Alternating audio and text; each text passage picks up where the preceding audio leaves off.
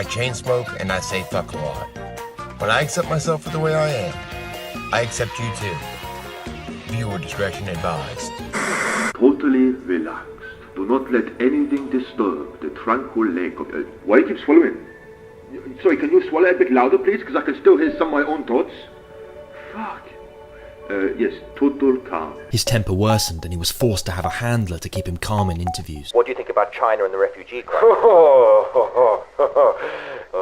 This is what we call bullshit. I think by bullshit, His Holiness means complex and multifaceted. No, I mean it's bullshit, okay? In the 1980s, he saw an opportunity to capitalize on his angry image. He's the monk with the madness. Get out of my face, you're up in my face. He needs to calm her down. Thank you for the scarf, it will look great in the garbage. Watch him lose it tonight at 9. I will make sure you get reincarnated as my ass, okay?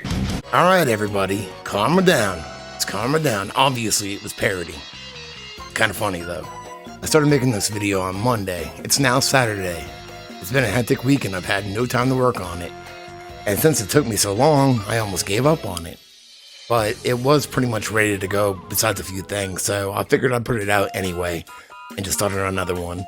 So I found this old episode of Penn and Teller Bullshit where they talk about Mother Teresa, Gandhi, and the Dalai Lama.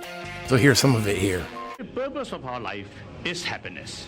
Ever since these Tibetans fled their homeland at the threat of the communist Chinese in 1959, their leader, the Dalai Lama, has been traveling the globe with a trite greeting card philosophy and a warm smile, desperately trying to enlist help in his quest to free Tibet and return to power.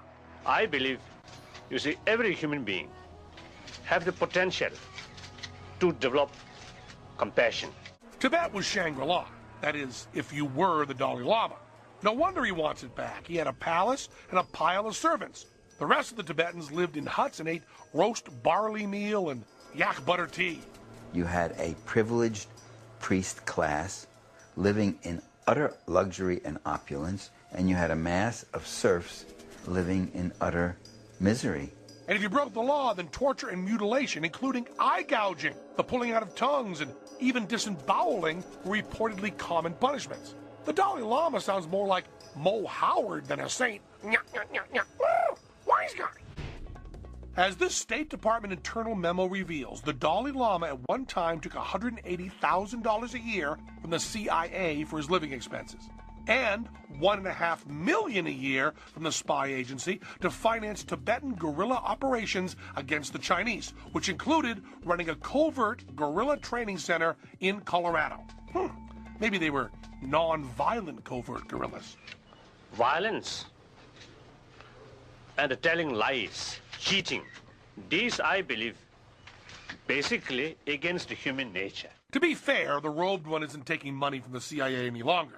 Once people found out, it became a bit of a PR problem. So with no more handouts from government bureaucrats, the Dalai Lama had to find a group of people even more gullible. Hey, there's Richard Gere. He was great in American Gigolo. How many people have heard about Richard Gere having a gerbil in his ass?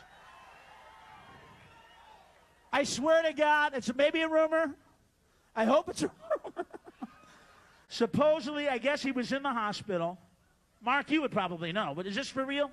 You're a doctor in L.A. It is for real? He had a gerbil in his fucking ass?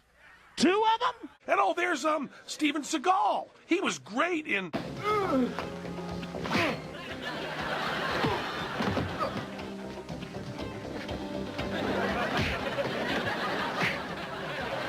I'm Steven Seagal. I'll see you around.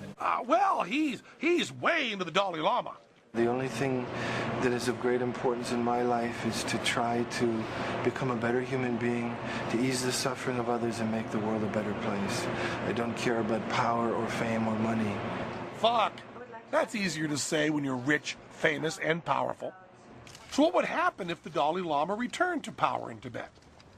If he had his way, he would want the Chinese out. He would bring the Lama class back.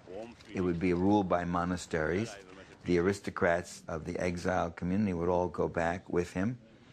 And it would be like old Tibet, with maybe a few reforms. You ever notice that sometimes the Dalai Lama dresses like a Burger King drive-thru worker? Same colors, a little visor, and a little microphone. So these are now scientifically, make clear. For physical health, mental state is a very crucial factor. I just ordered a bacon double cheeseburger, and he won't shut the fuck up. Fucking stoned. I got